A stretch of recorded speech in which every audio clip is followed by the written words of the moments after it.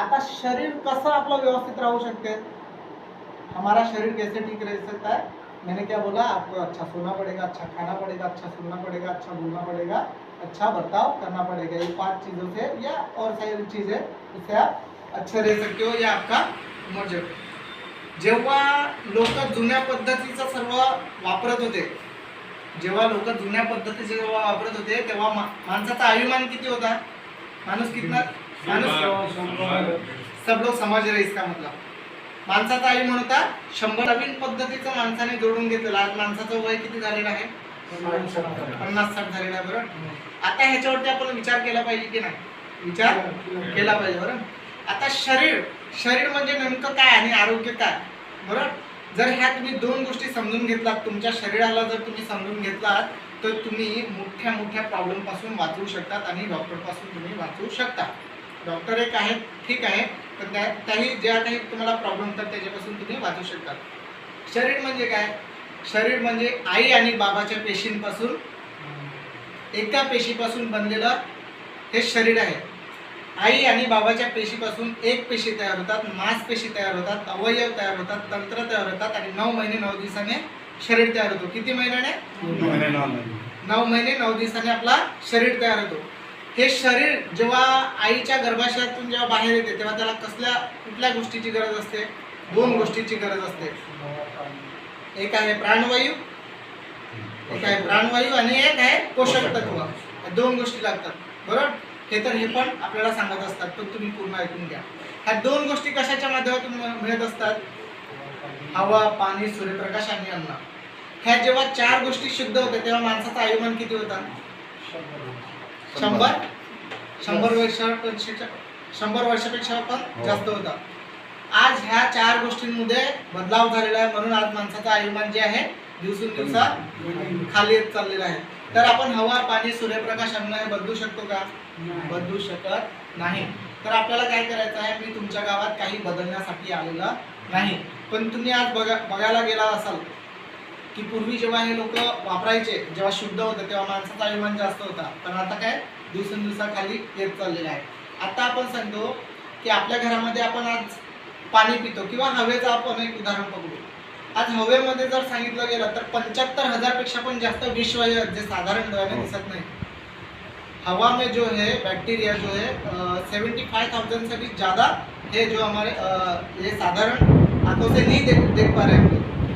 तर काय करायचं आहे तुम्हाला? एक साधारणतः बोईसरमध्ये तुम्हाला काय करायचं आहे? कपडा बांधायचा आहे, रुमाल बांधायचा आहे आणि गाडीवरती तुम्हाला पूर्ण बोईसर फिरायचं आहे. का त्या हवेमध्ये किती डस्ट आहे ते तुम्हाला माहिती पडणार.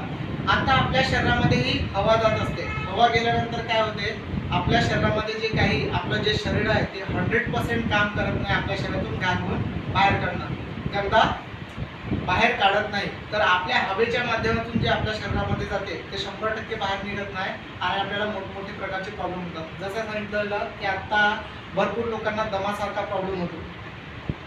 पूर्वी जी लोक होती भात शेती करायचे ना, भात शेती. बरोबर. धान का खेती, भात झुडणी करायचे, पटकते ते. बरोबर. आपल्या शेताचं काम करून दुसऱ्या शेतामध्ये काम करायला जायचे, त्यांना प्रॉब्लेम व्हायचा का? नाही. पण आता आपण एका आपल्या शेतामध्ये काम केलं तर आपल्याला एलर्जी सारखा प्रॉब्लेम होतो, खोकला सारखा प्रॉब्लेम होतो, सर्दी सारखा प्रॉब्लेम होतो. म्हणजे आपलं शरीर का दिवसेंदिवस कमजोर होत चाललेला आहे. चला, हवा तर आपण बदलू शकत नाही. दुसरी गोष्ट म्हणजे काय? पाणी आता पितो आपण. पूर्वी लोक पाणी कशाचे प्यायचे?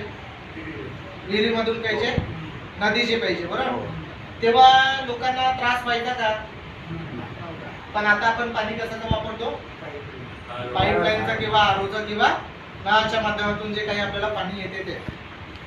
आता तुम्ही बघितलं असेल की जे पाणी जे आपण नळाचं वगैरे वापरतो त्या लोकांना सर्वात जास्त स्टोन सारखा प्रॉब्लेम होतो. आता हे खरं आहे की खरं नाही ते तुम्ही पकडा की लोकांना पाण्याने आज त्रास होतोय. आज माणसाच्या शरीरामध्ये 12 mm, 8 mm, 2 mm, 3 mm चे काय होतात? माणूस अख्खा दिवस दगड खातो का? आदमी पुरा दिन पत्थर खाता है क्या? नाही. पण माणसाच्या शरीरात दगड कसा झाला? मी काय सांगितलं? आपलं शरीर कशाने बनलेलं आहे? पेशीने. कोणाच्या पेशीपासून? आई आणि बाबा. यांच्या पेशीपासून एक पेशी आणि 9 महिने 9 दिन हे शरीर आहे.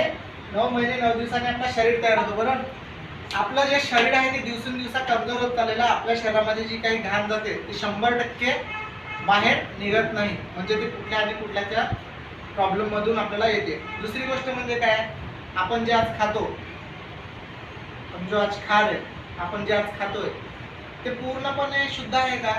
नाही. बरोबर, तेही मला बदलता येणार नाही. पाणी जसं बदलता आलं का? नाही. हवा बदलता आली का? मला नाही. खाणं बदलता येईल का? नाही. आता तुमच्या डोक्यामध्ये एक आवडतीची भाजी तुमच्या डोक्यामध्ये पकडा. तुमच्या डोक्यामध्ये एक व्हिज्युअलाइज करा तुम्ही की ही आवडतीची माझी भाजी आहे. आता ही आपण भाजी पकडू की ही फ्लॉवर आहे. ही फ्लॉवर आहे. ह्या फ्लॉवरला उगवण्यासाठी खतांची गरज आहे, पण आपल्या शरीराला खतांची गरज आहे का?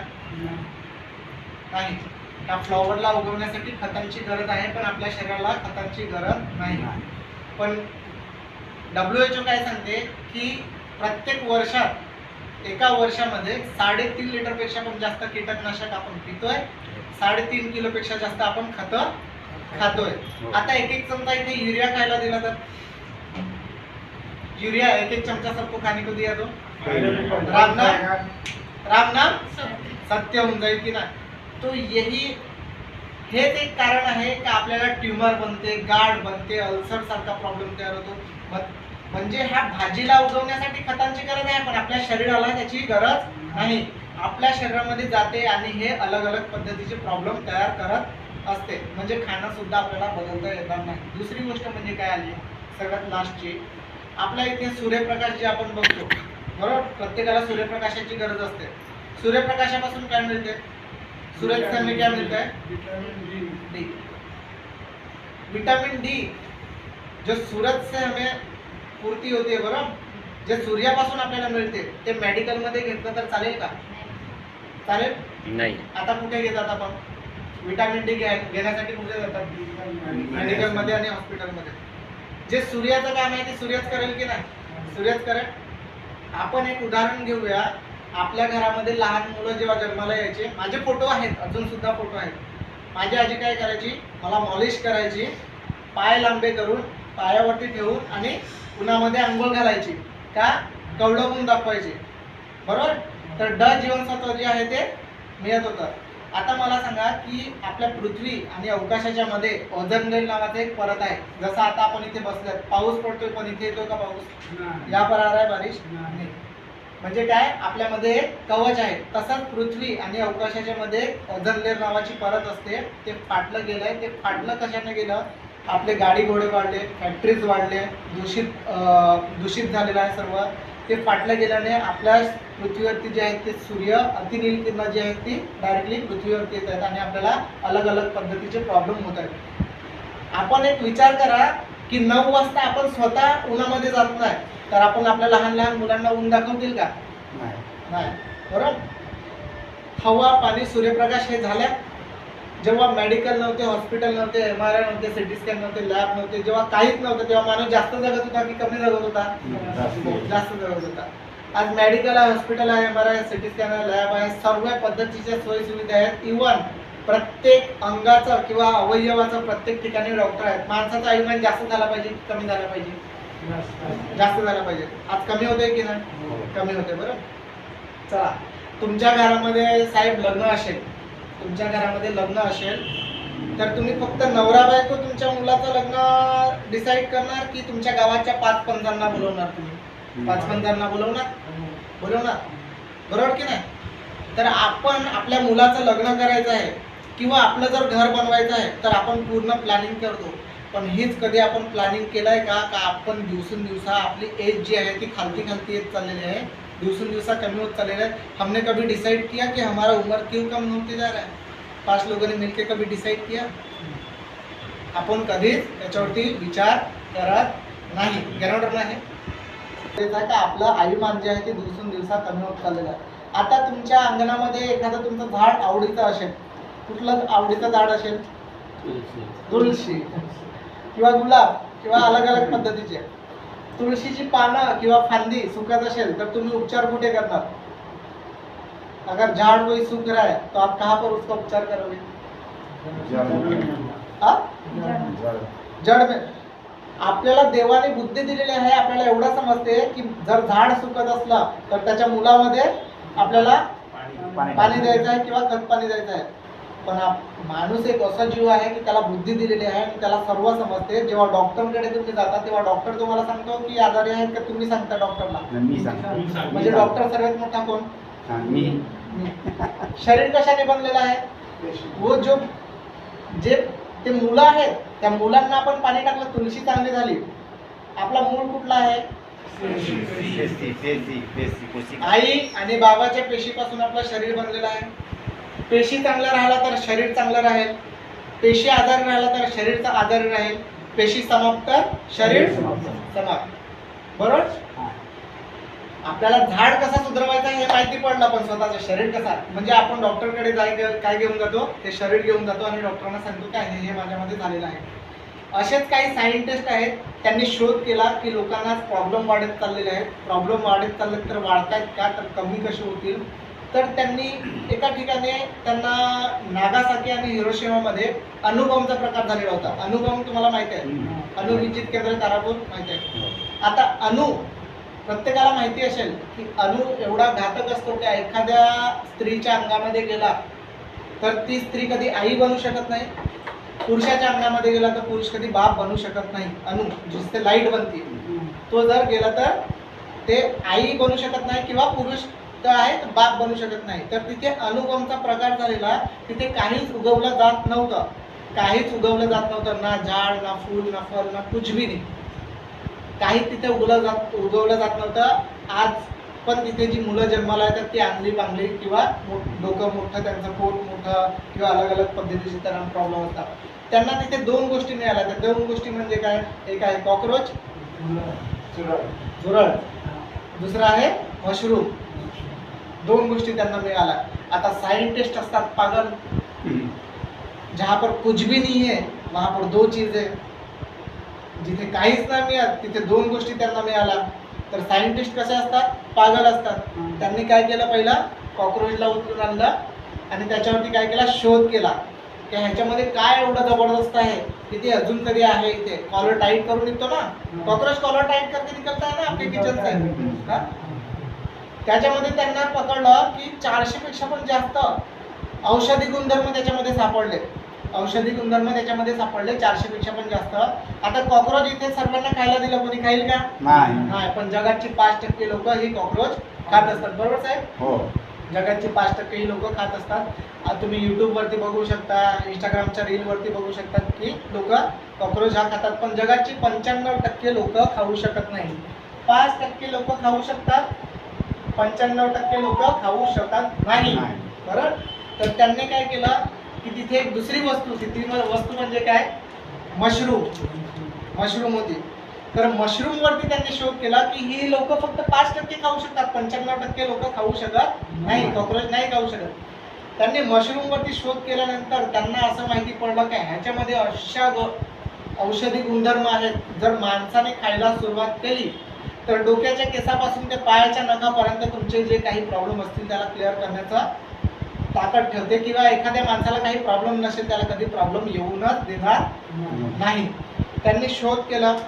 ह्याच्या काही 2 पावडर बनवल्या त्यांनी, RG आणि GL. पण आपल्या इथे प्रत्येकाची अशी मेंटॅलिटी किंवा असे प्रत्येकाजवळ पैसे नाही की RG GL सर्व लोक खाऊ शकतात.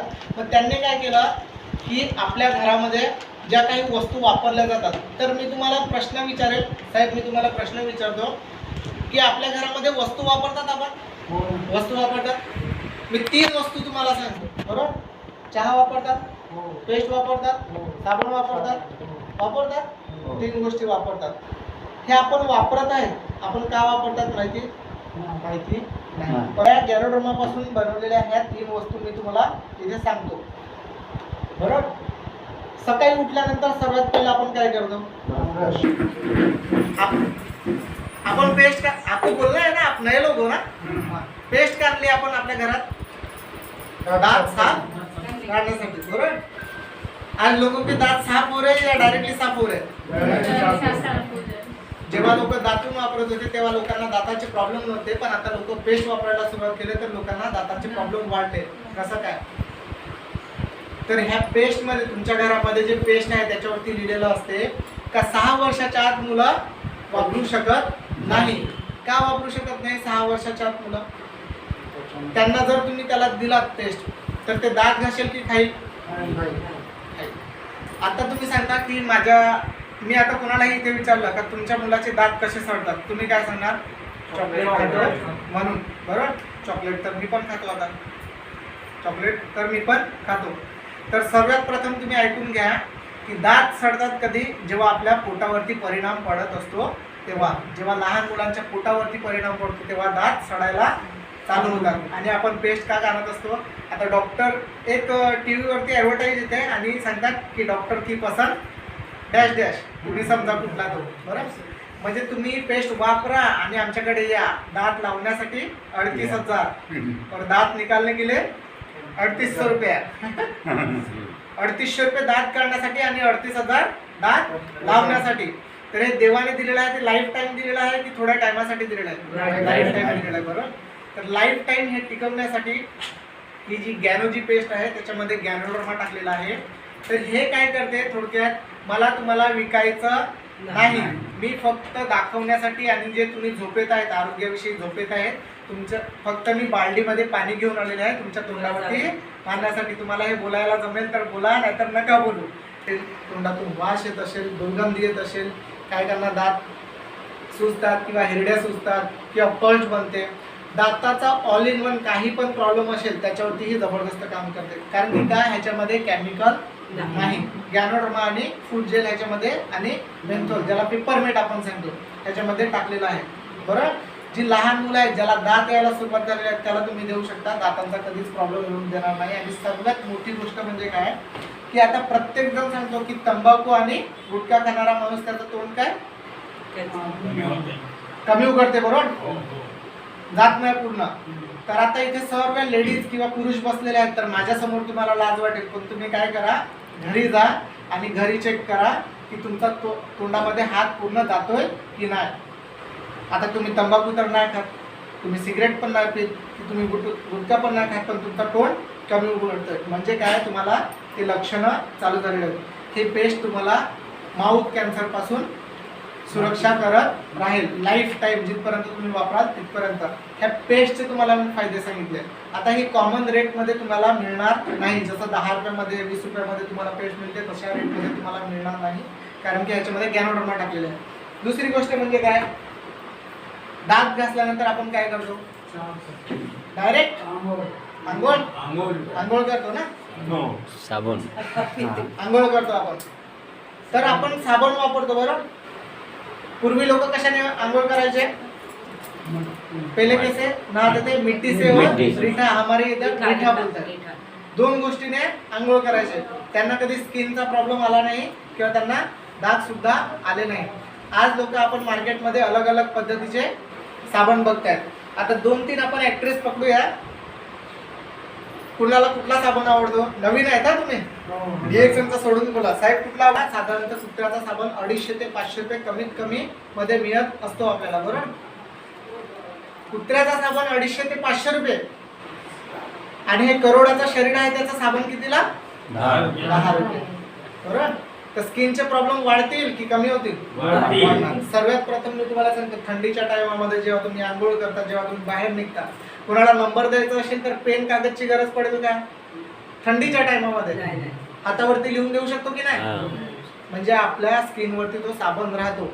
आपलं शरीर फक्त नाकाने तोंडाने ऑक्सिजन घेत नाही, तर आपल्या त्वचेने पण ऑक्सिजन घेत असते. आज महिला लोकांना किंवा पुरुष लोकांना तुम्ही बघा त्या स्किनवरती भरपूर पद्धतीचे डाग वगैरे येत असतात, दाग वगैरे येतात, दागी धब्बे वगैरे येत असतात. आणि सर्वात प्रथम मार्केटमध्ये 3 पद्धतीचं लोकांना मार्केट बनलेलं आहे.